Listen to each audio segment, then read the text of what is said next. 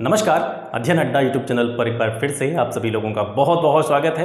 आशा करता हूँ आप सभी अच्छे होंगे, स्वस्थ होंगे, आपकी पढ़ाई लिखाई भी बहुत अच्छी तरीके से चल रही होगी। यूपी स्पेशल का यह तीसरा क्लास है और इस क्लास में आज हम बहुत ही महत्वपूर्ण टॉपिक पर चर्चा करने वाले हैं। आज का जो हमारा टॉपिक है वो है उत्तर प्रदेश का भौगोलिक विभाजन। आज हम इस वीडियो में जानेंगे कि उत्तर प्रदेश को कितने भौतिक क्षेत्रों में या कितने भौतिक भागों में बांटा गया है। बहुत ही महत्वपूर्ण चैप्टर है, बड़े ध्यान से और बड़े आराम से इसको आज हम पढ़ेंगे। कोई भी हड़बड़ी क्लास में नहीं करनी है, धीरे धीरे, क्योंकि इसमें बहुत सारे वर्ड्स ऐसे आते हैं जो आपने पढ़े तो होंगे, आप लगातार पढ़ रहे होंगे, एग्जाम की तैयारी आप कर रहे हैं तो आप लगातार इन चीज़ों को पढ़ रहे होंगे, लेकिन बहुत सारे वर्ड्स ऐसे आते हैं जिनका मतलब हमको समझ में नहीं आता, फिर भी हम उनको पढ़ते चले जाते हैं, उनका रियल मीनिंग हमको नहीं पता होता। एक एक वर्ड जो इस पूरी वीडियो में यूज होगा उस सभी चीज़ों का मतलब मैं आपको बताने की कोशिश करूँगा। बड़े ही आराम से आपको इस वीडियो को देखना है और बीच बीच में मैं आपसे जब भी कहूँ कुछ लिखने के लिए या फिर आपसे कहूँ स्क्रीनशॉट लेने के लिए तो आप इसका स्क्रीनशॉट लेके नोट्स अपने तैयार कीजिएगा और इसको बिल्कुल भी हल्के में मत लीजिएगा। मैं आप लोगों के लिए बहुत अच्छी चीज़ बता रहा हूँ, आपने यूपी जी के बहुत जगह से पढ़ी होगी। मैंने अभी इसको स्टार्ट किया है, 2 क्लासेस पर हम कर चुके हैं, तीसरी क्लास है। तो मैं आपको रिकमेंड करूँगा कि जितनी भी चीज़ें मैं आपको यहाँ से बता रहा हूँ आप उन चीज़ों को नोट डाउन ज़रूर करते चलें।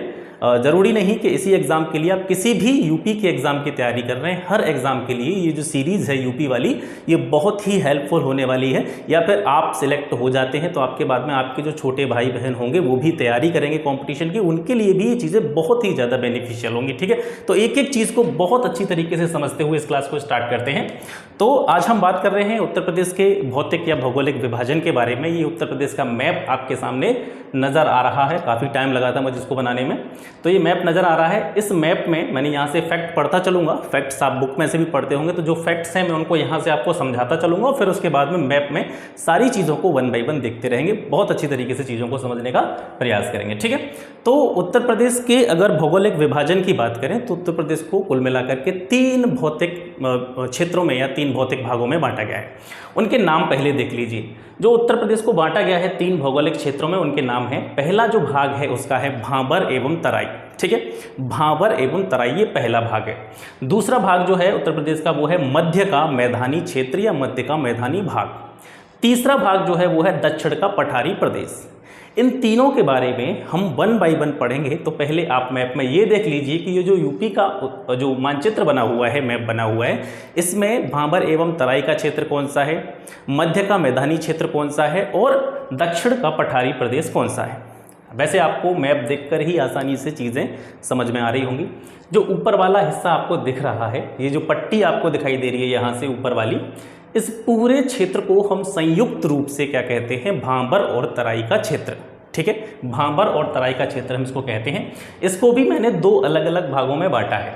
ठीक है, जो ऊपर वाला आपको पोर्शन दिख रहा होगा जिसको मैंने इस तरीके से, ठीक है, गोले टाइप के बनाए हैं जिसमें मैंने, तो जो ऊपर वाला ब्लैक पॉइंट आपको जो दिख रहे होंगे, ये जो पट्टी है सबसे ऊपर वाली, इसको कहते हैं भाबर क्षेत्र। इसके नीचे वाला जो हिस्सा है जो रेड कलर से आपको दिखाई दे रहा होगा यहाँ पे, ये है आपका तराई का क्षेत्र। ठीक है, अभी मैं आपको सिर्फ नाम बता रहा हूँ कौन सा एरिया कौन सा है। ठीक, कौन से एरिया का नाम कौन सा है, कहाँ मैप में कौन सा एरिया दिखाई देता है, कौन सा एरिया कहाँ पर प्रदर्शित होता है, इसके बारे में बता रहा हूँ। फिर इनकी जो विशेषताएं हैं, बड़े ही इंपॉर्टेंट क्वेश्चन, बहुत ही अच्छे अच्छे फैक्ट्स आपको यहाँ से देखने को मिलेंगे।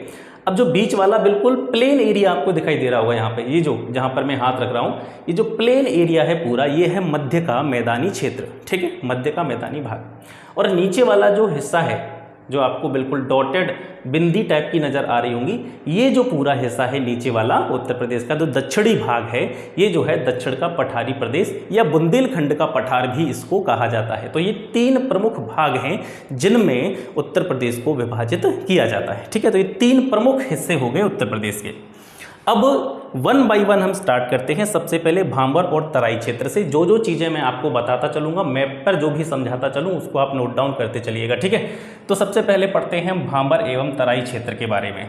ठीक है, तो जो भाबर और तराई क्षेत्र है उत्तर प्रदेश का, ये उत्तर प्रदेश के उत्तरी भाग में, उत्तरी भाग आप यहाँ से देख रहे होंगे, ये ईस्ट है हमारा, पूर्व है। ठीक है, ये इधर पश्चिम हो गया, ये इधर नॉर्थ हो गया उत्तर, और नीचे वाला पोर्शन हो गया आपका दक्षिण।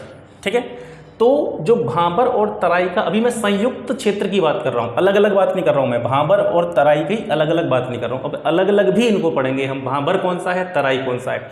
तो जो पूरा भाबर और तराई का क्षेत्र है ये उत्तर प्रदेश के उत्तरी भाग में, उत्तर प्रदेश के उत्तरी भाग में यानी ऊपर की तरफ एक पतली पट्टी के रूप में फैला हुआ है। ठीक है, इसका जो विस्तार है, मैंने जब पढ़ाया था, पहला सेशन किया था उत्तर प्रदेश का, तो उसमें आपने उत्तर प्रदेश की सभी सीमाओं को, मैं आशा करता हूँ बहुत अच्छी तरीके से उनको आपने समझ लिया होगा। ठीक है, तो ये जो पतली पट्टी के रूप में विस्तृत है उत्तर प्रदेश का उत्तरी हिस्सा, ये जो है संयुक्त रूप से भाबर और तराई का क्षेत्र कहा जाता है।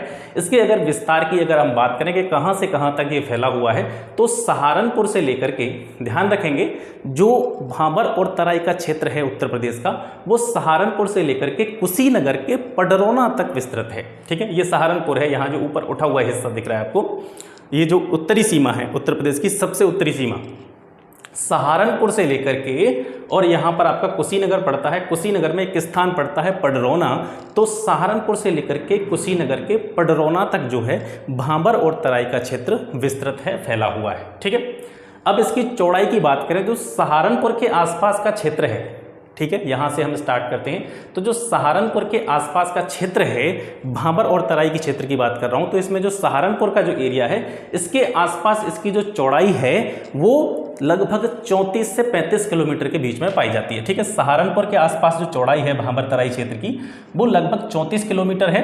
और जैसे ही हम पश्चिम से पूर्व की ओर चलते हैं, ठीक है, मैप में आप देखेंगे, यहाँ से हम पश्चिम, ये उत्तर प्रदेश का पश्चिमी हिस्सा है, इस पश्चिमी हिस्से से जब हम धीरे धीरे पूर्व की तरफ बढ़ते हैं, तो इस भाबर और तराई क्षेत्र की जो पट्टी है, इसकी चौड़ाई कम होती जाती है। हालांकि मैंने ये मैप हाथ से बनाया है, तो इसमें थोड़ी बहुत भिन्नता आपको लग सकती है, तो उसको आप अन्यथा न लें। ठीक है, वास्तविक मैप में आप देखेंगे तो जो भाबर यानी उत्तर प्रदेश का जो भौगोलिक मानचित्र आप देखेंगे, भौगोलिक मैप जब उसका देखेंगे, तो आप उसमें पाएंगे कि जो भाबर और तराई की पट्टी है, ये पश्चिम से पूर्व की ओर जब चलते हैं तो धीरे धीरे सक्रिय होती चली जाती है, इसकी चौड़ाई है वो कम होती चली जाती है। ठीक है, तो सबसे ज़्यादा चौड़ाई जो भाबर और तराई क्षेत्र की है, वो इसके पश्चिमी भाग में सहारनपुर के आसपास के जो क्षेत्र हैं, वहाँ पर इसकी चौड़ाई सर्वाधिक पाई जाती है। ठीक है, ये तो संयुक्त रूप से हम बात कर रहे थे भाबर और तराई क्षेत्र की। अब वन बाई वन जानते हैं भाबर के बारे में, अलग से पढ़ेंगे कि भाबर क्षेत्र की क्या विशेषताएँ हैं, क्या क्या इसकी जो साइलेंट फीचर्स हैं। तो भाबर क्षेत्र क्या है, भाबर क्षेत्र क्या है, तो भाबर क्षेत्र जो है ऊपर वाला, ठीक है, ये पट्टी आपको दिखाई दे रही है, जो ब्लैक वाला पोर्शन आपको ऊपर दिखाई दे रहा है, ये भाबर क्षेत्र है। नीचे वाला इसका जो क्षेत्र है, जो रेड कलर से आपको लाइनें दिखाई दे रही हैं, ये जो है तराई का क्षेत्र है। तो भाबर क्षेत्र क्या है, भाबर क्षेत्र एक ऐसा क्षेत्र है जो किससे निर्मित हुआ है, कंकड़ पत्थर और भूखंडों से निर्मित हुआ है। ठीक है, और यूपी का उत्तरी भाग है। तो पारिभाषिक रूप से अगर देखें इसको, अगर परिभाषा की तरह देखें इसको, तो हम कह सकते हैं, जैसे अगर पूछा जाए कि भाबर क्षेत्र क्या है, तो भाबर क्षेत्र उत्तर प्रदेश के उत्तरी हिस्से में कंकड़ पत्थर और बड़े बड़े भूखंडों से बना हुआ जो क्षेत्र है, वो आपका भाबर क्षेत्र कहा जाता है। ठीक है, पश्चिम से पूर्व की तरफ चलते हैं तो ये संकरा होता चले जाता है, यानी पश्चिम की तरफ इसकी भी चौड़ाई, अगर पूरे क्षेत्र की बात करते हैं हम, भाबर और तराई क्षेत्र की संयुक्त रूप से बात करते हैं, तब भी ये इधर चौड़ा है। और अगर केवल हम भाबर क्षेत्र की बात करते हैं, तो पश्चिम से पूर्व की तरफ चलते हैं, तो पश्चिम से पूर्व की ओर चलने पर भाबर क्षेत्र की भी जो चौड़ाई है वो कम होती चली जाती है। ठीक है, तो पश्चिम से पूर्व की ओर चलने पर भाबर क्षेत्र की जो चौड़ाई है वो कम होती चली जाती है, अर्थात पूर्व की तरफ देखा जाए तो पश्चिम की अपेक्षा जो भाबर क्षेत्र है वो थोड़ा संकरा है। इस क्षेत्र में जो नदियां होती हैं वो विलुप्त हो जाती हैं तथा तराई क्षेत्र में पुनः प्रकट होती हैं। इस चीज़ को हम बड़ी अच्छी तरीके से समझेंगे। देखिए ध्यान से, जैसे आप इंडिया का मैप देखेंगे, जैसे भारत का मैप अगर मैं यहाँ पे बनाऊँ, केवल आपको थोड़ा सा समझाने के लिए, ठीक है, ये भारत का मैप हो गया, यहाँ से इसको हम देखेंगे ऐसे करके, ऐसे करके ये भारत का मैप होगा। तो यूपी यहाँ पर कहाँ पर रिलाई करता है, यूपी लगभग इस जगह पर नेपाल की सीमा से सटा हुआ। ठीक है, उत्तर प्रदेश यहाँ पे जो है रिलाई करता है भारत के मैप में। तो ये जो हिस्सा है भारत का, ये वाला हिस्सा, तो ये जो नेपाल से सटा हुआ है उत्तर प्रदेश, आप पता है आपको, तो ये जो इधर का हिस्सा है, ठीक है, उत्तर प्रदेश का जो उत्तरी हिस्सा है, उत्तर प्रदेश का जो उत्तरी हिस्सा है वो कहीं ना कहीं कैसा क्षेत्र है, पर्वतीय क्षेत्र है। ठीक है, यहाँ से शिवालिक की जो पहाड़ियाँ हैं वो लग जाती हैं, तो पर्वतीय क्षेत्र है। अब पर्वतीय क्षेत्रों से क्या होता है, पर्वतीय क्षेत्रों से नदियाँ निकलती हैं। नदियाँ कहाँ से निकलती हैं, पर्वतीय क्षेत्रों से निकलती हैं। तो आपने देखा होगा यहाँ इस क्षेत्र में नदियाँ विलुप्त हो जाती हैं। जो भाबर तराई हम क्षेत्र देखेंगे तो यहाँ पर हमने इसकी पहली जो पहचान देखी थी वो थी कि ये पूरा क्षेत्र जो है कंकड़ पत्थर और भूखंडों से बना हुआ है। तो अब यहाँ से देखिए कि जैसे कोई नदी निकल रही है, ठीक है, ये पहाड़ हो गए, ये पहाड़ों से कोई नदी निकल करके आ रही है। अब यहाँ पर जो पहाड़ों की जो तली होगी, तलहटी होगी जो पहाड़ों की, यहाँ पर जो है छोटे छोटे कंकड़ पत्थर भूखंड यहाँ पर नज़र आएंगे आपको, ठीक है, ऐसे करके। अब जब पहाड़ों से नदी निकलेगी तो आपने देखा होगा, जैसे आपने नॉर्मली भी देखा होगा, आपके आसपास कोई छोटी मोटी जैसे झरना या झील या जहाँ से भी आप पढ़ रहे हों, तो वहाँ पर देखा जैसे पानी आता है तो जो पानी अपना मार्ग बनाता है, पानी अपना रास्ता बनाता है, तो जो छोटे छोटे पत्थर होते हैं या भूखंड होते हैं उनके नीचे होकर के पानी निकलता हुआ चला जाता है, ठीक है। आप कहीं पर घूमने भी गए होंगे, अगर पर्वतीय क्षेत्रों में या पहाड़ी क्षेत्रों में कभी हिमाचल वगैरह कभी घूमने गए हो तो वहाँ पे आपने देखा होगा जैसे जो नदी आ रही होगी कोई, या फिर जो झरने का पानी आ रहा होगा, तो जो अपना मार्ग बना लेता है, तो बड़े बड़े भूखंड होते हैं, तो भूखंडों के नीचे होकर के जो पानी है अपना रास्ता बना लेता है। तो ये जो बीच वाला हिस्सा बनता है जहाँ पर कंकड़ पत्थर होते हैं, तो यहाँ पर हमको देखने पर ऐसा लगता है कि यहाँ पर नदी है ही नहीं, हम वहाँ पर टहल रहे होते हैं, घूम रहे होते हैं, लेकिन दरअसल क्या होता है, उन भूखंडों के नीचे होकर के पानी चल रहा होता है, ठीक है। तो यहाँ से जो है पानी निकल जाता है, इन भूखंडों के नीचे होकर के नदियाँ निकल जाती हैं, नदियों का पानी निकल जाता है। तो यहाँ पर हमको देखने पर ऐसा प्रतीत होता है कि जैसे नदियाँ जो हैं वो विलुप्त हो गई हैं। और यहाँ पर जब मैप में देखेंगे, इस भाबर क्षेत्र के ठीक नीचे उत्तर में, मतलब भाबर क्षेत्र के ठीक नीचे दक्षिण की तरफ जो हिस्सा है आपका ये लाल पट्टी वाला, ये तराई का क्षेत्र है। और तराई का क्षेत्र जाना जाता है, तराई का क्षेत्र जो है वो बहुत दलदली और कह सकते हैं नमी वाला एरिया है, क्योंकि यहाँ से जो नदियाँ निकलती हैं जो कि कहीं ना कहीं भाबर क्षेत्र में विलुप्त हो जाती हैं, तो यहाँ से जो नदियाँ निकलती हैं वो नज़र आने लगती हैं या प्रकट होने लगती हैं कहाँ पर, इस तराई के क्षेत्र में, ठीक है। तो इस क्षेत्र में जो नदियाँ विलुप्त हो जाती हैं, तराई क्षेत्र में ये नदियाँ फिर दोबारा से प्रकट होने लग जाती हैं, क्योंकि तराई के क्षेत्र में जब आते हैं तो वहाँ पर कंकड़ पत्थर और भूखंडों की संख्या बिल्कुल कम हो जाती है, या हम कह सकते हैं नहीं रहती है। जो कंकड़ पत्थर या भूखंड हैं वो केवल भाबर क्षेत्र में पाए जाते हैं, उसके बाद में जो है दलदली ज़मीन पाई जाती है। वो दलदली ज़मीन होने का कारण ही यही है क्योंकि जो पत्थर होते हैं, पत्थरों के नीचे से पानी निकल जाता है, और बाद में जो नदियों का पानी होता है उससे जो भूमि होती है वो कैसी हो जाती है, थोड़ी नम या पिलपिली या दलदली टाइप की हो जाती है। तो जो भाबर क्षेत्र है इसमें नदियाँ विलुप्त हो जाती हैं और तराई क्षेत्र में ये पुनः प्रकट होती हैं। इस क्षेत्र की एक प्रमुख विशेषता है कि इस क्षेत्र में जो नदी होती है वो जलोढ़ पंख और जलोढ़ शंकु जैसी आकृतियों का निर्माण करती है, ठीक है।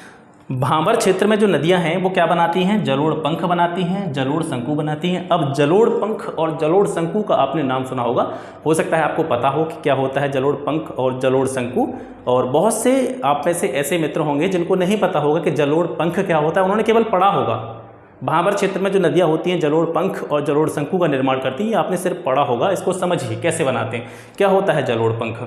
जैसे यहाँ पर देखिए, आप इस चीज़ को फील करके देखिएगा। मेरे पास डिजिटल बोर्ड नहीं है, नहीं तो मैं आपको बिल्कुल इमेज की तरह से एक इमेज दिखा करके आपको ये चीज़ बता पाता। जितना भी मैं प्रयास करूँगा उस हिसाब से आप समझने की कोशिश कीजिएगा। जैसे ये कोई पर्वतीय क्षेत्र है, ठीक है। अब यहाँ से क्या हुआ, यहाँ कोई ये दरार हुए या इसमें से कोई मार्ग है जहाँ से नदी अपना नदी का पानी जो है इस दरार के माध्यम से नीचे आ रहा है। तो देखेंगे जो पर्वतीय क्षेत्र होते हैं वो थोड़े ऊंचाई पर होते हैं। पर्वतीय क्षेत्रों से नदी जब आएगी तो उसका जो ढाल होगा, ठीक है, वो मैदानी क्षेत्रों की तरफ थोड़ा सा नीचा होगा।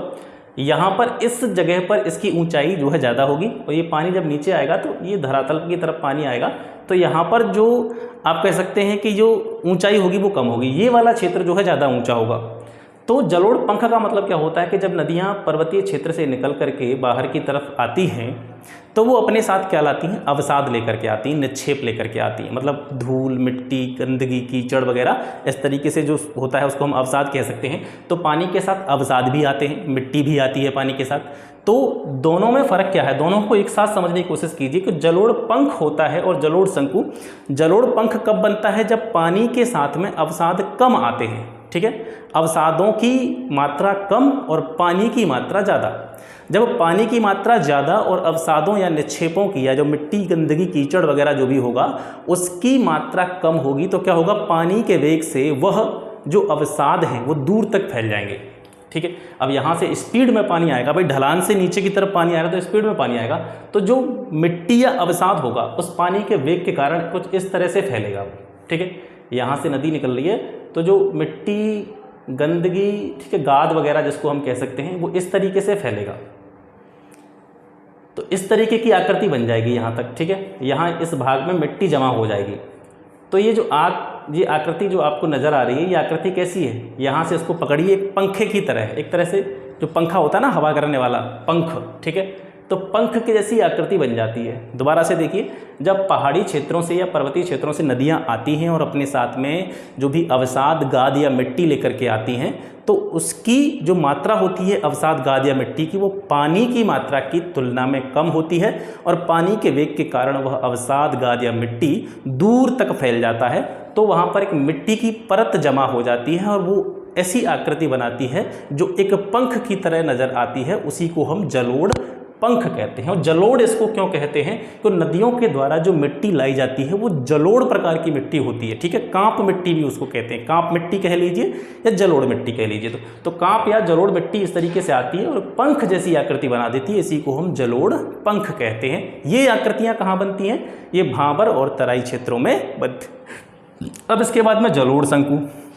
अगर आपकी समझ में जलोढ़ पंख आ गया तो जलोढ़ शंकु समझने में आपको बिल्कुल भी दिक्कत नहीं होगी। अब जलोढ़ शंकु समझिए, जलोढ़ पंख में क्या था, पानी की मात्रा ज़्यादा थी, अवसादों की मात्रा कम थी। तो अवसाद कम थे तो पानी के वेग के कारण अवसाद ज़्यादा दूर तक फैले और उन्होंने पंख जैसी आकृति इख्तियार कर ली। अब जो जलोढ़ शंकु होता है वहाँ पर स्थिति इसके थोड़ी सी विपरीत हो जाती है। वहाँ पानी की मात्रा कम होती है और अवसादों की मात्रा ज़्यादा होती है। जब पानी की मात्रा कम होगी और अवसाद ज़्यादा होंगे, तो अवसादों में कह सकते हैं उनका वेट या उनका वजन ज़्यादा होगा।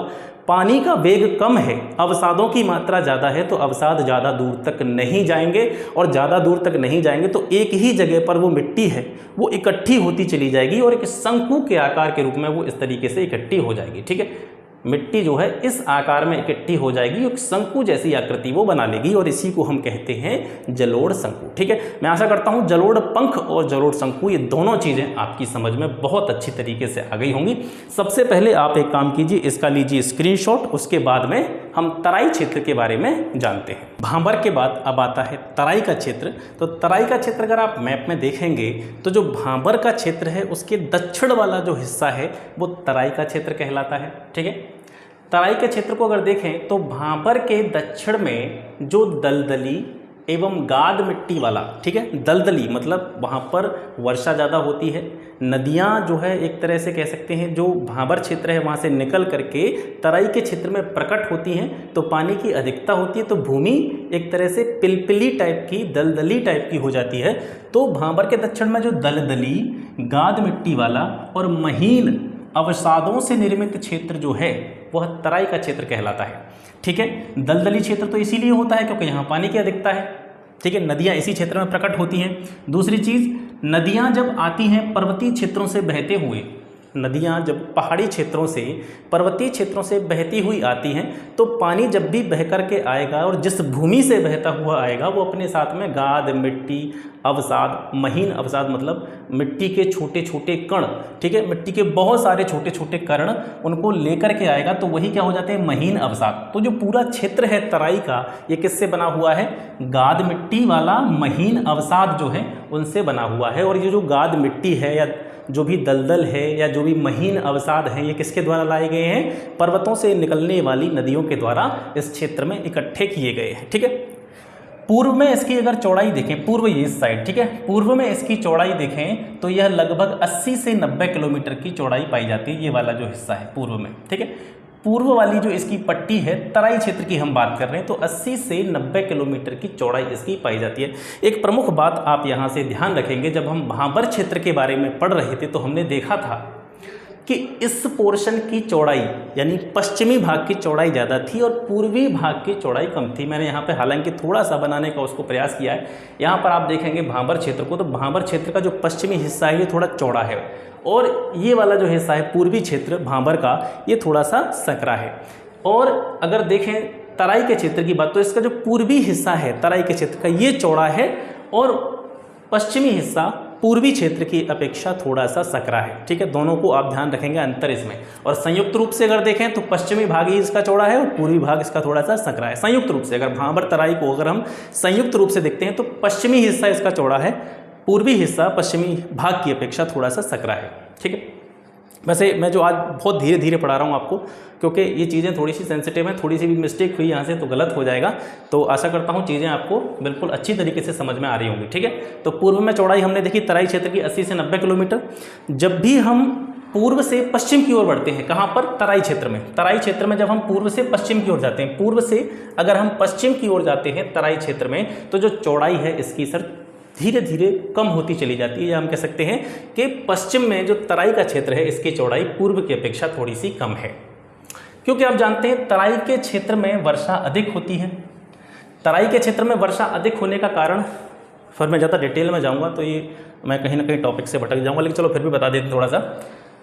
देखिए ये आपका हो गया इंडिया, ठीक है, ये आपका इंडिया हो गया। थोड़ा समझने की कोशिश करना, ड्राइंग पे मत जाना मेरी पर, ठीक है। ये हो गया आपका इंडिया। अब भारत में जो सर्वाधिक वर्षा होती है यहाँ पर क्या है? आपका बे ऑफ बंगाल इस साइड में, ठीक है, बे ऑफ बंगाल। तो भारत में जो वर्षा होती है वो बंगाल की खाड़ी से जो मानसून जाता है, यहाँ से इस तरीके से मानसून जाता है, ठीक है, बंगाल की खाड़ी से जो मानसून जाता है उससे भारत में सर्वाधिक वर्षा होती है। अब यहाँ पे देखेंगे हमारा उत्तर प्रदेश कहाँ पे पड़ता है? इस जगह पर। ये वाला जो पोर्शन है ये यूपी का है। तो यहाँ से जो बंगाल की खाड़ी से मानसून जाता है, तो जो बंगाल की खाड़ी से उठता हुआ मानसून होता है उसका एक नेचर होता है, उसका गुण होता है। बंगाल की खाड़ी से मानसून जब उत्तर भारत की तरफ प्रवेश करता है, ठीक है, इस हिस्से में जब प्रवेश करता है तो इसकी एक गुण होता है, इसका एक क्वालिटी होती है कि जो मानसून पवनें होती हैं ये पश्चिम से पूर्व की ओर मुड़ने की प्रवृत्ति इनमें पाई जाती है। यहाँ से ये जाएगा तो इस तरीके से इधर की तरफ मुड़ने की प्रवृत्ति इसमें पाई जाएगी। तो जो सर्वाधिक वर्षा होगी, अगर यहाँ पर देखें हम यूपी के हिस्से में, तो सर्वाधिक हिस्सा होगी। अब ये इस तरीके से मुड़ते हुए जाएगी तो सर्वाधिक वर्षा कहाँ होगी? इस वाले क्षेत्र में होगी। तो सर्वाधिक वर्षा होगी तो तराई का जो क्षेत्र है, यहाँ पर जो तराई का क्षेत्र देखेंगे, क्योंकि ये पर्वतीय पहाड़ों से भी सटा हुआ है, और जब भी पवनें, मानसूनी पवनें जाती हैं और पर्वतीय क्षेत्र से टकराती हैं तो उस जगह पर ज़्यादा वर्षा होती है। तो ये जो हिस्सा है कहीं ना कहीं पर्वतीय क्षेत्रों से लगा हुआ हिस्सा है वहाँ पर, और तराई क्षेत्र का। तो यहाँ से जो पवनें जाती हैं, मानसूनी पवनें, इधर आपकी जो है शिवालिक श्रेणी है इससे टकराती हैं तो इस जगह पर वर्षा करती हैं। तो ये जो पूरा हिस्सा है इस जगह पर बहुत ज़्यादा वर्षा होती है। जैसे आप देखेंगे यूपी में सर्वाधिक वर्षा वाला क्षेत्र कौन सा है? तो गोरखपुर है, और लगभग इस जगह पर पड़ता है, ठीक है, गोरखपुर है।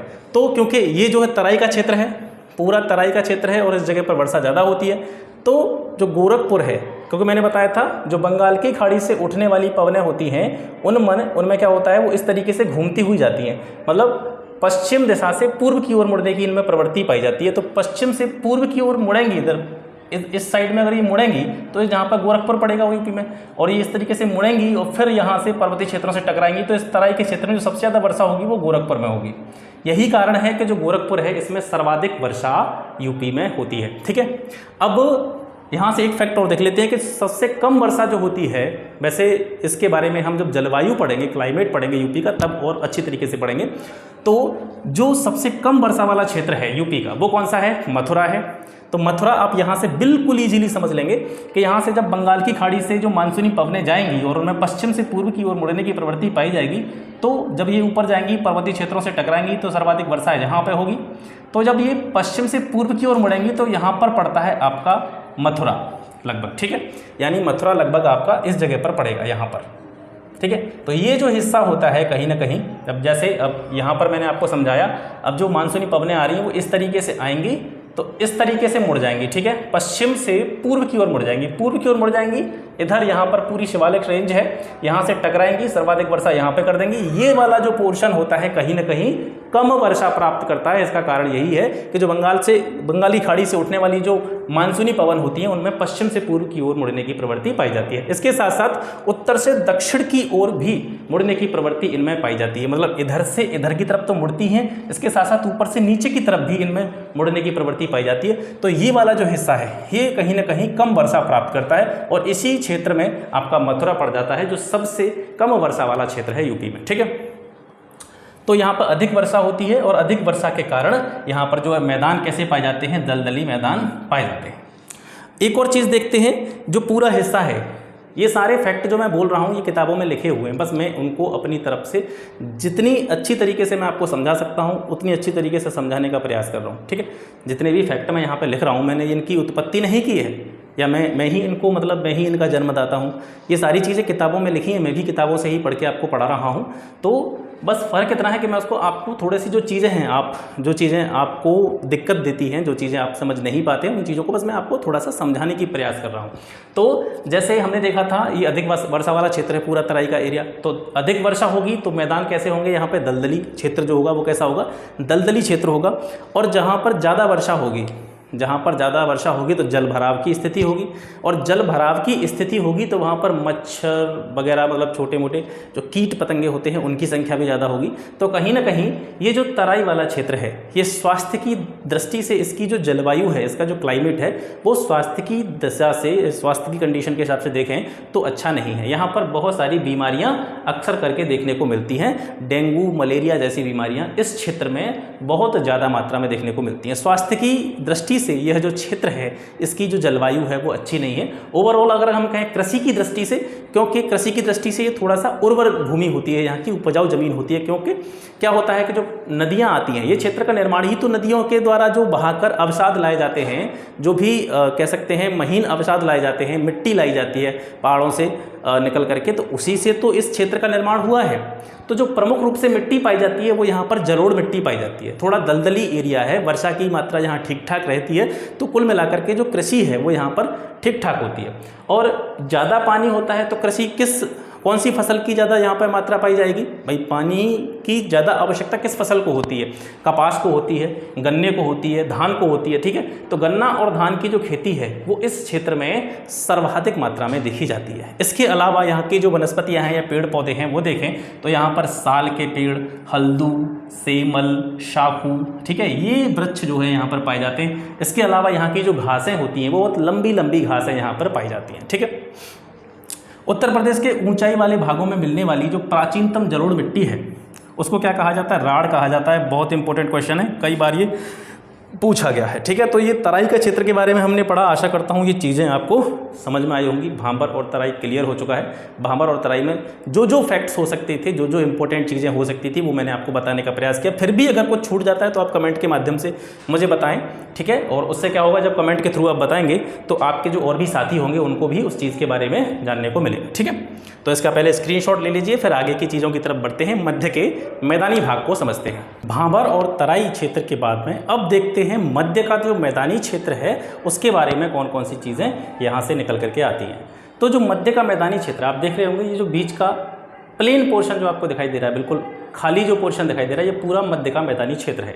इस मैदान का जो निर्माण हुआ है वो मुख्य रूप से किससे हुआ है?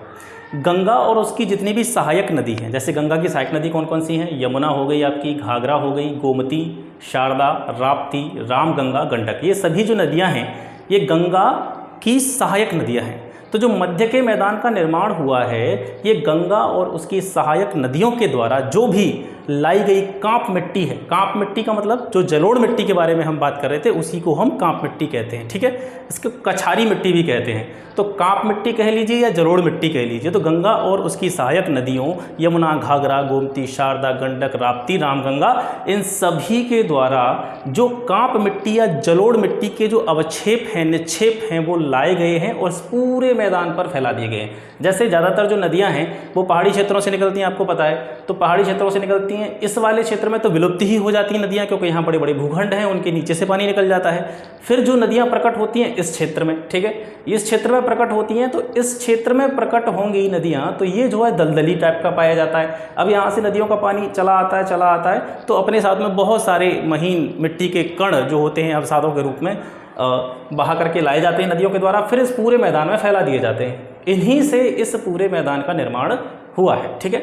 और कहीं ना कहीं ये जो मैदान है कृषि की दृष्टि से बड़ा ही उत्तम जो है मैदान माना जाता है, बड़ा ही अच्छा स्थान माना जाता है। इस मैदान की ऊंचाई की अगर बात करें, ऊंचाई जैसे ये जो भूमि है, इस भूमि की, जैसे पूरे मैदान की बात मैं कर रहा हूँ, इस पूरी भूमि पर जो मिनिमम ऊंचाई है वो लगभग 80 मीटर के समथिंग उसको मान सकते हैं, और 80 से 300 मीटर की ऊंचाई तक की जो ज़मीन है वो इस पर पाई जाती है। मतलब कहीं कहीं 80 मीटर ऊंची है, 90 मीटर ऊंची है, और हाईएस्ट ये 300 मीटर तक ऊंचाई वाला क्षेत्र ये जो है बीच वाला मैदानी क्षेत्र है, ठीक है। अब ढाल की बात करते हैं। ढाल जैसे अगर हम इसको दो भागों में बांटें, पूरे मैदानी क्षेत्र को अगर हम दो भागों में बांटें, ऐसे करके मैंने अगर बांट दिया तो ये इसको मैं मान सकता हूँ पूर्वांचल, इधर वाला हिस्सा जो है, और ये जो हिस्सा है इसको मान सकता हूँ मैं पश्चिमांचल। ठीक है, समझने की दृष्टि से मैं आपको बता रहा हूँ। तो इस वाले हिस्से को मैं पूर्वांचल मान सकता हूँ, इस वाले हिस्से को मैं पश्चिमांचल मान सकता हूँ। तो जो पश्चिमांचल है ये वाला, इसकी जो ढाल है वो है उत्तर से दक्षिण की तरफ। ढाल का मतलब आप समझिए, यानी जो पश्चिमांचल है, पश्चिमी उत्तर प्रदेश जो है, इसके जो उत्तर दिशा में, मतलब इस साइड में ऊपर की तरफ जो जिले हैं ये ऊंचाई पर बसे हुए हैं, मतलब यहाँ पर ऊंचाई जो है ज़मीन की ज़्यादा है। और इधर की तरफ जब आते हैं हम, दक्षिण की तरफ आते हैं मध्य के मैदानी प्रदेश में, तो उत्तरी भाग की अपेक्षा जो दक्षिणी भाग है इसका वो थोड़ा सा नीचा है, मतलब ढालनुमा है। ऊपर ये वाला हिस्सा जो है उठा हुआ है और ये वाला हिस्सा थोड़ा सा दबा हुआ है। तो पश्चिमांचल में यानी पश्चिमी उत्तर प्रदेश में जो ढाल पाया जाता है ज़मीन का वो उत्तर से दक्षिण की तरफ पाया जाता है। पूर्वांचल में बात करें तो पूर्वांचल में जो ढाल पाया जाता है ये उत्तर पश्चिम से कैसे, यहाँ से अगर मैं इसको डिसाइड करूँ तो ये वाला जो पोर्शन है पूरा, ठीक है, ये वाला जो पोर्शन है ये उत्तर पश्चिम हो गया, और ये वाला जो पोर्शन है इधर वाला ये दक्षिण पश्चिम हो गया। तो पूर्वांचल की अगर जब हम बात करते हैं तो जो ढाल है वो ये वाला जो एरिया है, इस एरिया में जितने भी ज़िले हैं उनका ढाल थोड़ा सा ऊंचा है। तो इधर वाला जो पोर्शन है, इधर वाले जो ज़िले हैं ये ऊंचाई पर बसे हुए हैं। इधर से जब हम दक्षिण पूर्व की तरफ आते हैं, तो दक्षिण पूर्व की तरफ आते हुए तो ये वाले ज़िले जो हैं वो थोड़े से कह सकते हैं हम दबे हुए हैं, या इनकी ऊंचाई थोड़ी सी कम है। ये भूमि की बात मैं कर रहा हूँ, ठीक है। पूर्वांचल में जो उत्तर पश्चिम वाला क्षेत्र है वो दक्षिण पूर्व वाले क्षेत्र की अपेक्षा थोड़ा सा ऊंचा है। तो ढाल जो है हम कह सकते हैं उत्तर पूर्व से लेकर के दक्षिण पूर्व की तरफ इधर देखी जाती है, ठीक है। ये हम मध्य के मैदान के बारे में पढ़ रहे हैं। मध्य का जो मैदानी भाग है ये भाबर तराई और दक्षिण पठारी क्षेत्र जो है इसके बीच में पड़ता है। जैसे आप देखेंगे ये भाबर तराई वाला हिस्सा है, और नीचे की तरफ देखेंगे तो ये पूरा जो है दक्षिण का पठारी क्षेत्र है। तो दक्षिण के पठारी क्षेत्र और उत्तर प्रदेश का जो भाबर तराई वाला एरिया है इसके बीच का जो पूरा हिस्सा है इसे ही हम मध्य का मैदानी भाग कहते हैं। इसको 3 भागों में हम जनरली बांटते हैं, ऊपरी मैदान, मध्य का मैदान और पूर्वी मैदान, ठीक है। ऊपरी, मध्य और पूर्वी मैदान। मध्य के मैदान में जो जिले आते हैं जनरली वो आते हैं सहारनपुर हो गया आपका, इधर से यहाँ से लीजिए, सहारनपुर हो गया, बिजनौर हो गया, मेरठ हो गया, मुजफ्फरनगर हो गया, बुलंदशहर, अलीगढ़, हाथरस, मथुरा, आगरा, एटा, बदायूं, बरेली, ये उत्तर प्रदेश के मध्य वाले जो है मैदान के ज़िले हैं। पूर्वी मैदान की बात करें तो पूर्वांचल में आ जाइए, इधर की तरफ जैसे वाराणसी हो गया, जौनपुर हो गया, गाजीपुर हो गया, आजमगढ़, बलिया, मिर्ज़ापुर, सोनभद्र और संत रविदास नगर, ये जो है पूर्वी मैदान के ज़िले हैं उत्तर प्रदेश के। ऊपरी मैदान में मतलब मैंने सभी जिलों के नाम, 75 जिलों के नाम तो नहीं लिख सकते यहाँ पे, तो जो मुख्य ज़िले हैं मध्य के मैदान में और पूर्वी मैदान में वो मैंने लिखे हैं। इनको छोड़ करके, यानी इस तरीके से आप यहाँ से ले सकते हैं, जो मध्य का मैदान है लगभग इस तरीके से है, ठीक है। तो ये मध्य का मैदान माना जाता है, ये वाला जो पोर्शन जहाँ मैंने बनाया है, और इधर वाला हिस्सा जो है ये पूर्वी मैदान आ जाता है। ये सारे जिले जो मैंने लिखे यहाँ पे वाराणसी, जौनपुर, गाजीपुर, आजमगढ़, बलिया, मिर्ज़ापुर, सोनभद्र, संतरल, ये इस साइड में आ जाते हैं। और ये वाला जो हिस्सा है ये माना जाता है इसका ऊपरी मैदान, क्योंकि इसका ढाल जो है थोड़ा सा उठा हुआ है, ये ऊपर की तरफ उठा हुआ हिस्सा है। नॉर्थ से साउथ की तरफ जो ढाल है वो पाया जाता है, जैसा कि मैं बता रहा था। तो ये हिस्सा थोड़ा सा उठा हुआ है, तो इसको उत्तर प्रदेश का हम ऊपरी मैदान मानते हैं। और बाकी के जो जिले हैं इस साइड में आप देख लीजिए, यहाँ पे कौन कौन से जिले हैं, ये सारे जिले जो है ऊपरी मैदान में आते हैं, ठीक है। अब नदियों द्वारा लाए गए अवसादों के रूप में जलोढ़ मिट्टी या कांप मिट्टी ही लाई जाती है। तो नदियों द्वारा जो लाए गए अवसाद हैं या जलोढ़ मिट्टी है उसके आधार पर अगर जो मैदान है मध्य वाला, इसको अगर हम बांटें तो 2 भागों में बांटते हैं। बहुत इंपॉर्टेंट यहाँ से क्वेश्चन आपके लिए बनेगा, ठीक है, याद रखना। तो नदियों द्वारा लाए गए अवसाद या जलोढ़ मिट्टी के आधार पर अगर हम मध्य के मैदानी क्षेत्र का विभाजन करें तो उसको 2 भागों में बांटते हैं। एक होता है हमारा बांगर क्षेत्र और दूसरा होता है हमारा खादर क्षेत्र, ठीक है। अब बांगर और खादर क्षेत्र क्या क्या है? बांगर क्षेत्र ऐसा क्षेत्र होता है जहाँ पर जो नदी होती हैं, नदियों का पानी यहाँ पर बहुत कम मात्रा में न के बराबर पहुँचता है। तो नदियों का पानी यहाँ पर पहुँच नहीं पाता, तो जो पुरानी मिट्टी काफ़ी पहले टाइम से जहाँ पे जमी हुई है वही मिट्टी वहाँ पे बनी रहती है। मिट्टी की परत में कोई भी परिवर्तन नहीं हो पाता है। और जब एक ही तरह की मिट्टी एक भूमि पर या भूमि के किसी भाग पर एक ही तरह की मिट्टी बनी रहेगी और लगातार उसी मिट्टी पर जो है खेती की जाती रहेगी, तो उसकी जो उर्वरता शक्ति होती है, उसकी जो उपजाऊ क्षमता होती है वो धीरे धीरे कम होती चली जाती है। तो कह सकते हैं जो बांगर क्षेत्र है यहाँ पर नदियों का पानी नहीं पहुँच पाता है, तो पुरानी मिट्टी की जो परतें होती हैं वो जस की तस वहीं पर जमा रहती हैं और लगातार खेती करने के कारण ये जो हिस्सा है इसकी जो भूमि है वो कम उपजाऊ हो गई है। खादर क्षेत्र की बात करें तो यहाँ पर क्या होता है, नदियों का बहाव होता है। प्रतिवर्ष मिट्टी की जो परतें होती हैं वो परिवर्तित होती रहती है, क्योंकि वहाँ से नदियों का पानी बहता रहता है। पुरानी जो परत होती है मिट्टी की वो बह जाती है, नई परत फिर दोबारा से जो नदी आती है वो नई मिट्टी ला करके उस जगह पर जमा कर देती है। तो प्रतिवर्ष जो मिट्टी की परतें होती हैं वो चेंजेस होती रहती हैं, उनमें चेंजेस होते रहते हैं और मिट्टी की परतें बदलती रहती हैं। इस वजह से यहाँ की जो भूमि होती है कह सकते हैं खादर क्षेत्र की, वो अधिक उपजाऊ होती है। ये प्रश्न इस तरीके से भी पूछा गया है, कई परीक्षाओं में मैंने ये प्रश्न देखा है, इस तरीके से पूछा गया है कि बांगर किसे कहते हैं या खादर किसे कहते हैं। तो अगर इसको हम इस तरीके से देखें, ये क्षेत्र के बारे में बात हो रही है, तो बांगर क्या है, तो बांगर कह सकते हैं जो पुरानी जलोढ़ मिट्टी या कांप मिट्टी होती है, पुरानी जलोढ़ या कांप मिट्टी होती है उसको हम बांगर कहते हैं। और नवीन या नई कांप या जलोढ़ मिट्टी जो होती है उसको हम खादर कहते हैं। ठीक है, ये कैसे समझ सकते हैं, जैसे हम यहाँ पे आपने देखा कि नदियों का पानी यहाँ पे पहुँचता नहीं है, पुरानी मिट्टी जस की तस जमी रहती है तो वो मिट्टी कैसी होगी, पुरानी होगी। तो पुरानी मिट्टी को हम बोलते हैं बांगर। और नई मिट्टी, क्योंकि यहाँ पर नदियों का पानी पहुँच जाता है, मिट्टी की जो परतें होती हैं वो परिवर्तित होती रहती है, तो जो नई मिट्टी है उसको कहते हैं हम खादर। तो यहाँ से आप रखेंगे, आपसे प्रश्न पूछा जाए कि बांगर क्या है, तो बांगर कहते हैं हम पुरानी जलोढ़ मिट्टी को, और खादर किसे कहते हैं, नवीन जलोढ़ मिट्टी को। ठीक है, खादर क्षेत्र में नदियों द्वारा मिट्टी का क्षय होता रहता है। मिट्टियों का क्या होता रहता है, क्षय होता रहता है, कटाव होता रहता है।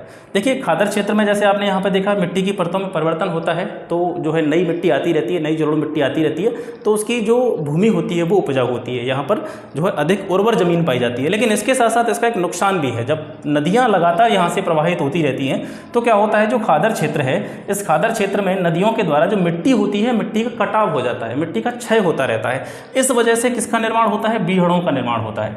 जैसे आपने देखे होंगे खादर क्षेत्र में, जैसे हम विशेष रूप से देखें तो जो यमुना और चंबल नदी है, यमुना और चंबल नदी के जो तटवर्ती क्षेत्र हैं, यमुना और चंबल नदी के जो तटवर्ती क्षेत्र हैं वहाँ पर बीहड़ पाए जाते हैं, यानी मिट्टी का कटाव हो जाता है और धीरे धीरे वो जब जमीन है जहाँ पर मिट्टी का कटाव होता है, धीरे धीरे वो ज़मीन है वो अनुपजाऊ हो जाती है। ठीक है, तो चंबल नदी के आसपास के जो तटवर्ती क्षेत्र हैं वो, और यमुना नदी के आसपास के जो तटवर्ती क्षेत्र हैं वहाँ पर बीहड़ निर्माण की प्रवृत्ति पाई जाती है। तो इतनी जानकारी आपको यहाँ से मिल जाती है। इसके साथ साथ जो पूरा मैदानी प्रदेश है, जो मध्य का मैदानी प्रदेश है, यहाँ पर मुख्य रूप से जो फसलें उगाई जाती हैं वो रबी की फसल के अंतर्गत जितनी फसलें आती हैं वो, और खरीफ की फसल के अंतर्गत जितनी फसलें आती हैं वो यहाँ पर प्रमुख रूप से उगाई जाती हैं।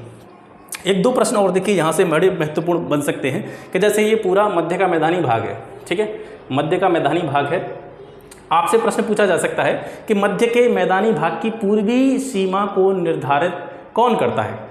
ये मध्य का मैदानी भाग है, इसकी जो पूर्वी सीमा है, इधर पूर्व हो गया, इधर पश्चिम हो गया, तो मध्य के मैदानी भाग की पूर्वी सीमा का निर्धारण किसके द्वारा होता है, तो गंडक नदी के द्वारा होता है। आप याद रखेंगे, क्योंकि यहाँ पर जो है गोरखपुर के आसपास से यहाँ पर जो है गंडक नदी बहती है और इधर बिहार है, तो बिहार और उत्तर प्रदेश के बीच में जो मुख्य रूप से सीमा निर्धारक का कार्य करता है वो गंडक नदी है। तो आपसे अगर पूछा जाए कि मध्य के मैदानी प्रदेश की पूर्वी सीमा का निर्धारण किसके द्वारा होता है, गंडक नदी के द्वारा होता है। और वहीं अगर आपसे पूछा जाए कि मध्य के मैदानी प्रदेश की पूर्वी सीमा का निर्धारण किसके द्वारा होता है, तो वो यमुना नदी के द्वारा होता है। जैसे इधर यहाँ से यूपी हो गया उत्तर प्रदेश, यहाँ बीच में यमुना नदी, इधर से फिर क्या है, हरियाणा लग जाता है आपका।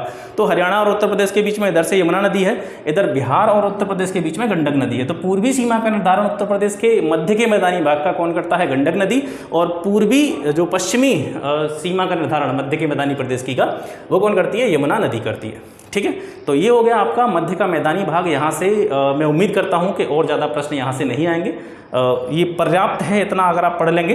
इसके बाद में हम बढ़ते हैं अपने तीसरे पार्ट की तरफ, जो है आपका दक्षिण का पठारी प्रदेश। सबसे पहले आप इसका एक स्क्रीनशॉट लीजिए जिससे आपको नोट्स बनाने में कोई भी दिक्कत ना हो। अब बढ़ते हैं इस वीडियो के अंतिम पार्ट की तरफ और जानते हैं दक्षिण के पठारी प्रदेश के बारे में। ठीक है, जैसा कि आप यहाँ मैप में देख पा रहे होंगे, ऊपर वाला भाबर तराई, आपको याद भी हो गया होगा शायद अब तक, ऊपर वाला पोर्शन भाबर तराई, बीच वाला मध्य का मैदानी प्रदेश, नीचे वाला जो पोर्शन है ये है आपका दक्षिण का पठारी प्रदेश। ठीक है, इसके बारे में जानते हैं कि यहाँ से कौन कौन से प्रमुख प्रश्न आपके लिए बन सकते हैं। तो दक्षिण का जो पठारी प्रदेश है इसके बारे में हम कह सकते हैं कि जो मध्य का मैदान है, इस मध्य के मैदान के ठीक दक्षिण में जो पोर्शन है उत्तर प्रदेश का वो है दक्षिण का पठारी प्रदेश। एक प्रमुख प्रश्न यहाँ से बन सकता है कि जो दक्षिण का पठारी प्रदेश है ये किसका उत्तरी भाग है या किसका उत्तरी विस्तार है? तो दक्षिण का जो पठारी प्रदेश है ये प्रायद्वीपीय भारत का उत्तरी विस्तार है। इसे बुंदेलखंड पठार के नाम से भी जाना जाता है। अब इसको थोड़ा सा समझिए चीज़ को, ठीक है, कि ये प्रायद्वीपीय भारत का उत्तरी विस्तार किस तरीके से है। जब आपको मैं कभी समय मिलेगा, अभी हम लेखपाल पर ज़रा फोकस कर रहे हैं, जब ये परीक्षाएं ख़त्म हो जाएंगी उसके बाद में सभी विषयों की बिल्कुल विधिवत रूप से हम तैयारी करेंगे। सभी विषयों के सिलेबस को इस चैनल पर मैं बिल्कुल फ्री ऑफ कॉस्ट सभी के लिए प्रोवाइड कराऊंगा। तो तब हम जब इंडियन ज्योग्राफी के बारे में पढ़ेंगे तब इसके बारे में और विस्तार से आप समझिएगा। तो फिलहाल आप समझने की दृष्टि से थोड़ा सा देख लीजिए। दक्षिण का जो पठारी प्रदेश है इसके बारे में कहा जाता है, और यहाँ से कई बार ये प्रश्न पूछा गया है, आप याद रखिएगा कि जो दक्षिण का पठारी प्रदेश है ये प्रायद्वीपीय भारत का उत्तरी विस्तार है। इसे बुंदेलखंड के पठार के नाम से भी जाना जाता है। तो प्रायद्वीपीय भारत क्या है, जैसे हम यहाँ पर मैप देखें, एक तो यार स्पेस नहीं बचा है कहीं पे भी, चलो यहीं पे बना लेते हैं, छोटा सा बना लेते हैं। ये हम इंडिया का मैप बना रहे हैं, ठीक है।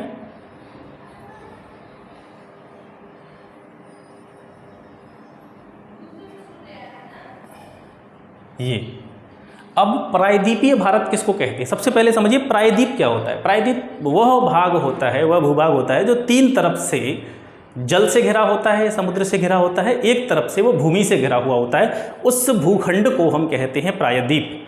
तो भारत का जो प्रायद्वीपीय कह सकते हैं, प्रायद्वीपीय भारत का जो पठार है वो कहाँ है? अगर आप ऐसे चलें, ठीक है, ये जो तट है, तटरेखा है भारत की, ठीक है, इस तटरेखा के सहारे सहारे हम इस तरीके से चलते हैं और इस तरीके की एक आकृति बनती है, ठीक है। ये जो हिस्सा है बीच वाला, इसको हम कहते हैं, जैसे मैं इसको और हाईलाइट कर देता हूँ, ये वाला जो हिस्सा है इसको हम कहते हैं प्रायद्वीपीय भारत का पठार। जब इसके बारे में जब हम इंडियन ज्योग्राफी में पढ़ेंगे, कभी समय मिलेगा तब इसके बारे में विस्तार से बात करेंगे। ये केवल आपको समझने के लिए मैंने बताया है, ताकि आपको ये चीज़ पता चल जाए कि उत्तर प्रदेश का जो दक्षिणी भाग है, यानी जो दक्षिण का पठार है, उत्तर प्रदेश का जो दक्षिण का पठार है या बुंदेलखंड का जो क्षेत्र है, वो प्रायद्वीपीय भारत का उत्तरी विस्तार किस तरीके से, उसके बारे में हम बात कर रहे हैं। तो ये प्रायद्वीपीय भारत है। अब प्रायद्वीपीय भारत आपने यहाँ पे देख लिया। अब यहाँ से देखिए उत्तर प्रदेश कहाँ है हमारा, इस जगह पर उत्तर प्रदेश है, ठीक है। अब उत्तर प्रदेश का जो, अब इस मैप में देखिए आप, उत्तर प्रदेश का जो दक्षिण वाला भाग है, दक्षिण का पठार कहाँ पे होगा? दक्षिण का पठार यहाँ पे होगा। यहाँ से आपको बहुत सी चीज़ें क्लियर होंगी, बहुत मज़ेदार चीज़ मैं आपको बताऊँगा। ये जो उत्तर प्रदेश का दक्षिणी भाग है, ये दक्षिण का पठार हो गया। ये जो मैंने मैप यहाँ पे जो आकृति बनाई है, ये है प्रायद्वीपीय भारत का पठार, ठीक है। प्रायद्वीपीय भारत का जो पठारी भाग है, इसका उत्तरी की तरफ जाएं तो ये जो हिस्सा है उत्तर प्रदेश का दक्षिणी हिस्सा जो है वो प्रायद्वीपीय भारत के पठार का उत्तरी। भाई देखो, उत्तर प्रदेश के संदर्भ में देखेंगे तो ये दक्षिणी भाग है, ये वाला पोर्शन। अगर इस प्रायद्वीपीय भारत के संदर्भ में देखेंगे तो इसका ये उत्तर में है, ठीक है। तो प्रायद्वीपीय भारत का उत्तरी विस्तार जो है वो क्या है? उत्तर प्रदेश का दक्षिणी पठार, ठीक है। दक्षिण वाला जो पोर्शन है उत्तर प्रदेश का वो प्रायद्वीपीय भारत का उत्तरी विस्तार है। अब यहाँ से एक बहुत ही इंपॉर्टेंट चीज़ ये आएगी कि ये जो हिस्सा है, इस हिस्से की अगर मैं बात करूँ, इसकी ऊंचाई थोड़ी सी ज़्यादा है। प्रायद्वीपीय भारत के पठार के बारे में बात करूँ, प्रायद्वीपीय पठार का जो उत्तरी हिस्सा है इसकी ऊंचाई ज़्यादा है, ठीक है। तो ये जो इसकी ऊंचाई ज़्यादा ऊंचाई वाला जो क्षेत्र है, ये बिल्कुल इसके उत्तर प्रदेश के साउथ में टच है। तो साउथ में टच है तो यहाँ देखेंगे तो ये वाला जो क्षेत्र है, जैसे यहाँ पे ललितपुर के आसपास के जो ज़िले हैं, या फिर इधर सोनभद्र वाला जो पोर्शन देखें, ये थोड़ा सा ऊंचा है, ठीक है, चट्टानी प्रदेश है, ये थोड़ा सा ऊंचा है। और उत्तर प्रदेश के संदर्भ में अगर हम उत्तर की तरफ जाते हैं, उत्तर प्रदेश के दक्षिणी पठार के अगर उत्तर में जाते हैं, मतलब ये दक्षिणी पठार हो गया, इसके अगर उत्तर में जाते हैं ऊपर की तरफ, जैसे मैं ललितपुर के आसपास के स्थानों को छोड़ दूं और ये सोनभद्र वाले हिस्से को छोड़ दूं, इसके ऊपर जाऊं तो ये जो हिस्सा है ये इस दक्षिणी भाग की अपेक्षा थोड़ा सा कम ऊंचा है। मतलब इस नीचे वाले पोर्शन की ऊंचाई ज़्यादा है, इस वाले पोर्शन की ऊंचाई कम है। ये जो नीचे वाला पोर्शन है इसका, ये चट्टानों से बना है। किससे बना है? चट्टानों से, नीच चट्टानों से बना है। और ये जो हिस्सा है, ये ऊपर वाला हिस्सा जो है, ये ऊपर वाला हिस्से का निर्माण किससे हुआ है? इसमें चट्टानों की संख्या कम पाई जाती है, चट्टानों की मात्रा कम पाई जाती है। मैं बुंदेलखंड के जो पठारी क्षेत्र है उसके बारे में बात कर रहा हूँ, ठीक है। जो नीचे वाला हिस्सा है इस पठारी क्षेत्र का, इसमें चट्टानों की मात्रा ज़्यादा है, चट्टानों से बना है और थोड़ा सा ऊंचा है। जो चट्टानी प्रदेश है थोड़ा सा ऊंचा है, इसकी ऊंचाई ज़्यादा है। ठीक है, बस जनरली इसकी देखें ऊंचाई तो 300 मीटर से 600 मीटर की ऊंचाई तक इसकी जो है एवरेज ऊंचाई हम मान सकते हैं। कहीं कहीं पर 300 मीटर है और मैक्सिमम 600 मीटर की ऊंचाई तक पाया जाता है, क्योंकि साउथ में इसके में देखेंगे तो कैमूर और सोनागर की पहाड़ियों से जुड़ा हुआ क्षेत्र है। इधर से देखेंगे ललितपुर की तरफ तो जो विंध्याचल पर्वत का जो हिस्सा इससे सटा हुआ है, तो ये जो क्षेत्र है नीचे वाला पठारी क्षेत्र का नीचे वाला पोर्शन ये थोड़ा सा ऊंचा है और चट्टानी प्रदेश है। जबकि इसके ऊपर वाले हिस्से की बात करें, इस पठारी क्षेत्र के ऊपर वाले हिस्से की यानी उत्तर वाले हिस्से की, तो ये जो है इस दक्षिण वाले हिस्से की अपेक्षा कम ऊंचा है और यहाँ जो है चट्टानों की मात्रा कम है।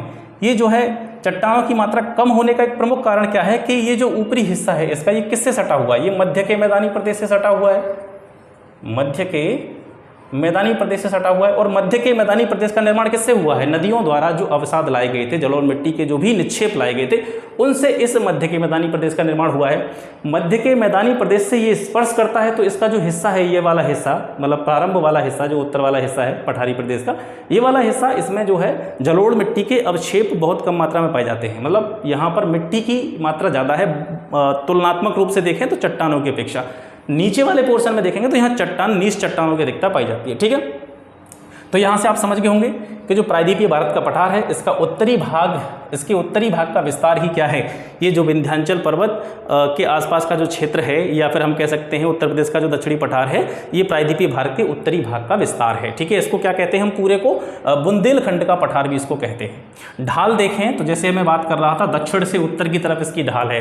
बुंदेलखंड के पठार या फिर पठारी प्रदेश को देखें तो इसका दक्षिण वाला पोर्शन ये नीचे वाला पोर्शन होगा, उत्तर वाला पोर्शन ऊपर वाला होगा। तो दक्षिण वाला पोर्शन ऊंचा है, ढाल कहाँ है? दक्षिण से उत्तर की तरफ। तो दक्षिण वाला भाग है ये ऊंचा होगा और उत्तर वाला भाग जो हुआ वो कैसा होगा? नीचा होगा। यही तो मैं बता रहा था, क्योंकि ये जो हिस्सा है ये ऊंचा इसलिए है क्योंकि यहाँ पर जो है चट्टानों से निर्मित हिस्सा है, और क्योंकि इसके आसपास जो क्षेत्र है ये विंध्याचल पर्वत का क्षेत्र है। यहाँ पर देखेंगे तो यहाँ पर कैमूर और सोनगर की पहाड़ियों का क्षेत्र है, तो पहाड़ी क्षेत्र है तो जाहिर सी बात है वो ऑटोमेटिक ऊंचा ही होगा।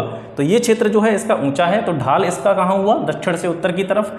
पूरे इस दक्षिण के पठार में कौन कौन से जिले आते हैं तो देखेंगे ललितपुर, झांसी, जालौन, हमीरपुर, महोबा, बांदा, चित्रकूट, प्रयागराज, सोनभद्र, चंदौली और मिर्ज़ापुर। अगर इसमें आप देखेंगे मुख्य रूप से तो दो प्रश्न यहाँ से बनते हैं, बहुत ही डीप क्वेश्चंस यहाँ से बनेंगे। ठीक है, जो प्रयागराज है, स्पेशली मैंने प्रयागराज और चंदौली को देखा है। प्रयागराज और चंदौली ये दोनों जिले जो हैं ये पूर्ण रूप से कह सकते हैं हम दक्षिण के पठारी प्रदेश के अंतर्गत नहीं आते हैं।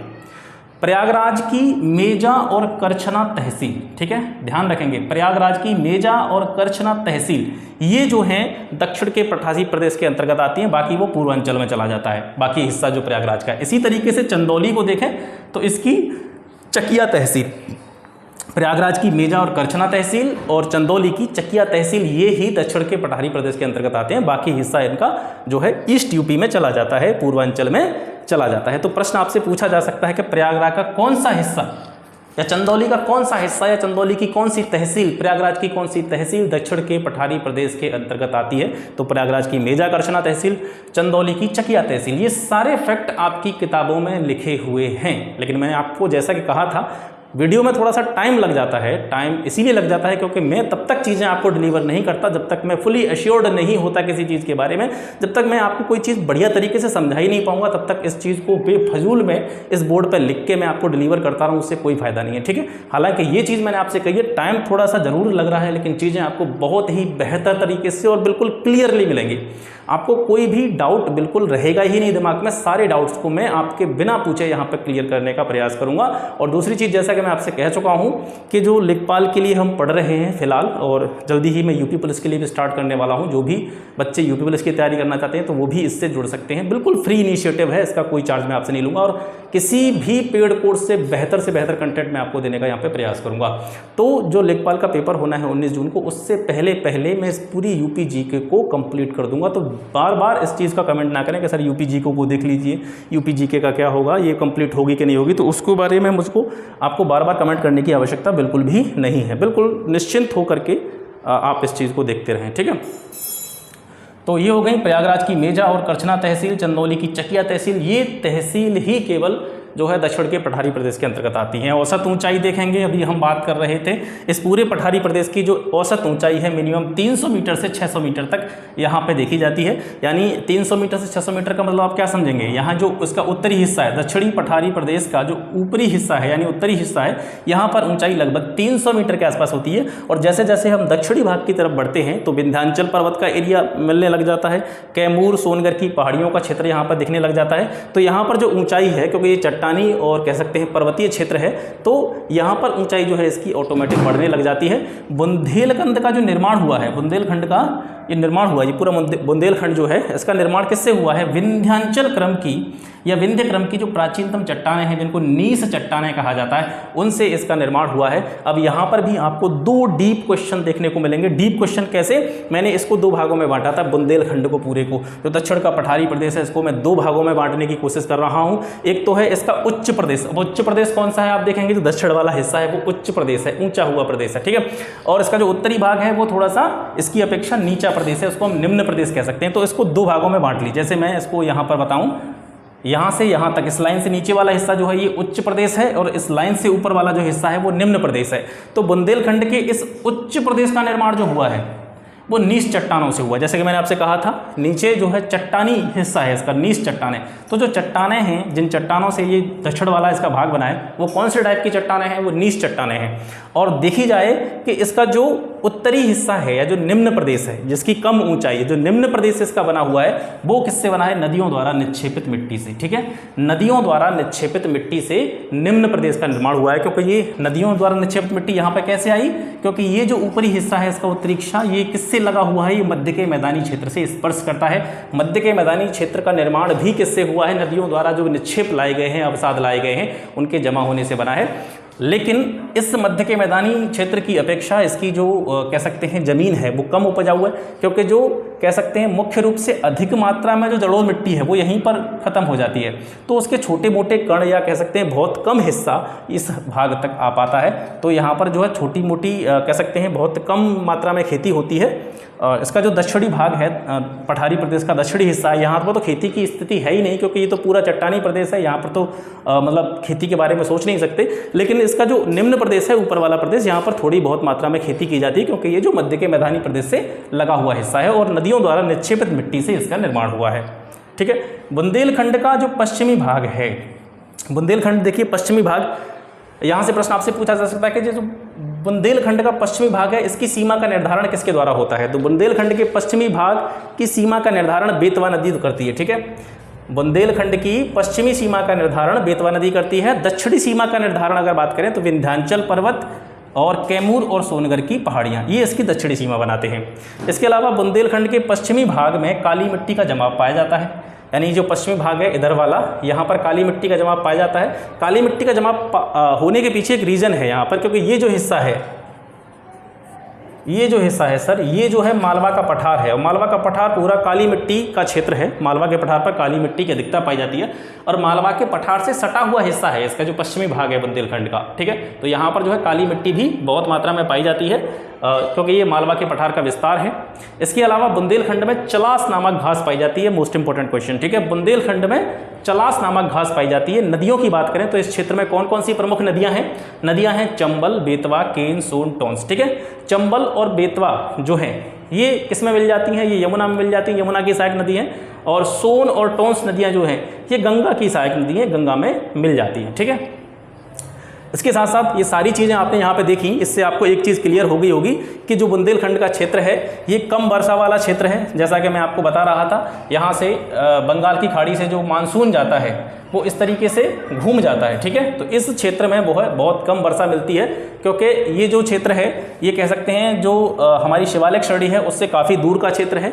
शिवालिक श्रेणी से टकरा करके जो ज़्यादातर वर्षा होती है वो होती है हमारे तराई प्रदेश में। नीचे वाला हिस्सा जो है ये बहुत कम वर्षा प्राप्त करता है। तो एक तरह से हम कह सकते हैं ये कहीं ना कहीं सूखाग्रस्त क्षेत्र है। यहाँ पर कृषि की जो परिस्थितियाँ हैं वो बिल्कुल ख़राब हैं, तो कम वर्षा होती है। इसके साथ साथ भीषण गर्मी पड़ती है इस क्षेत्र में। भीषण गर्मी पड़ने के पीछे भी रीज़न ये है, क्योंकि जैसा कि मैंने बताया था बुंदेलखंड का जो पठारी प्रदेश है या उत्तर प्रदेश का दक्षिण का जो पठारी प्रदेश है ये चट्टानों से निर्मित है। यहाँ पर नीच चट्टानें पाई जाती हैं और चट्टानें धूप से बहुत जल्दी गर्म होती हैं, ठीक है। धूप से बहुत जल्दी गर्म होती हैं, तो यहाँ पर जो गर्मी का आलम है वो बहुत ज़्यादा हो जाता है, बहुत तेज़ गर्मी यहाँ पे पड़ती है, भीषण गर्मी पड़ती है। तो कम वर्षा और भीषण गर्मी वाला क्षेत्र है और कृषि के लिए जो यहाँ की भूमि है वो अनुपयुक्त है। ठीक है, तो आज हमने पढ़ा उत्तर प्रदेश के भौतिक विभाजन के बारे में, भौगोलिक विभाजन के बारे में, और मैं आशा करता हूँ ये क्लास आपको पसंद आएगा। बहुत सारे डाउट आपके, जैसे आपने पढ़ रखा होगा, आप यूपीजी के लगातार पढ़ रहे होंगे, बहुत सारे डाउट्स आपके इस वीडियो को देख करके क्लियर हो गए होंगे। और सबसे पहले बाद में बात करेंगे, पहले इसका एक स्क्रीनशॉट लीजिए, फिर मुझे याद नहीं रहेगा। ठीक है, तो इस पूरे वीडियो से आपके जो भी डाउट होंगे इस चैप्टर से रिलेटेड, वो मैं आशा करता हूँ कि वो बिल्कुल क्लियर हो गए होंगे। आगे भी इसी तरीके की क्लास बहुत अच्छी तरीके से आती रहेंगी। दूसरी चीज़, आप इस अवसर को गवाइए मत, क्योंकि मैं आपसे हमेशा कहता हूँ ये चीज़ें बहुत मेहनत से मैं तैयार कर रहा हूँ। अगर आप इसके नोट्स बनाते चलेंगे, इसको नोट डाउन करते चलेंगे, तो आगे के लिए आपके लिए बार बार किताबों को खरीदने की जरूरत नहीं पड़ेगी आपको। जैसे बार बार आप इस एग्जाम के लिए आप पढ़ रहे हैं यूपी लेखपाल के लिए, आगे किसी और एग्जाम के लिए पढ़ेंगे। वैसे मैं आशा करता हूँ आपका ऐसी एग्जाम में सिलेक्शन हो जाए, लेकिन मान लीजिए सिलेक्शन हो भी गया तो क्या लेखपाल ही बन के रह जाओगे या लाइफ में और भी कुछ बड़े एग्जाम को अचीव करने की कोशिश करोगे? तो आप यूपी के किसी भी, मतलब पीसीएस की तैयारी करेंगे तो उसके लिए भी ये पर्याप्त है, इससे ज़्यादा नहीं आएगा। पर यूपी पीसीएस के लिए भी अगर आप पढ़ रहे हैं तो ये जो पूरा पोर्शन है ये पर्याप्त है। वो उस लेवल से मैं इसको पढ़ा रहा हूँ कि आपको बिल्कुल भी दिक्कत नहीं होगी। तो आप आगे के एग्जाम की तैयारी करेंगे तब भी आपको यूपीजीके की आवश्यकता पड़ेगी। और अगर आप इसी के अभी से इतने बढ़िया तरीके से नोट्स तैयार कर लेंगे, इन सभी चीज़ों को कॉपी में नोट डाउन कर लेंगे, अच्छी तरीके से नोट्स बना लेंगे, तो आपको बार बार किताबों को खरीदने की या बार बार किताबों को खरीदने की ज़रूरत नहीं पड़ेगी। जो स्टैटिक चीज़ें हैं, अब ये जो पढ़ा रहा हूँ ये सारी स्टैटिक चीज़ें, इनमें कोई परिवर्तन तो होने वाला नहीं है। बाकी जो भी बजट वगैरह हो गया, सेंसस वगैरह हो गया, ये इन चीज़ों में थोड़ा सा अपडेशन टाइम पर होता रहता है, तो वो चीज़ें सिर्फ आपको पढ़ने की जरूरत पड़ेगी। अगर यहाँ से आप इन सभी चीज़ों के नोट्स बहुत अच्छी तरीके से बना लेते हैं तो ये आपका जो पोर्शन है वो पूरी तरीके से क्लियर हो जाएगा। ठीक है, तो आज के लिए इतना ही। मिलते हैं आपसे फिर नेक्स्ट वीडियो में एक नए टॉपिक के साथ। तब तक के लिए नमस्कार, जय हिंद।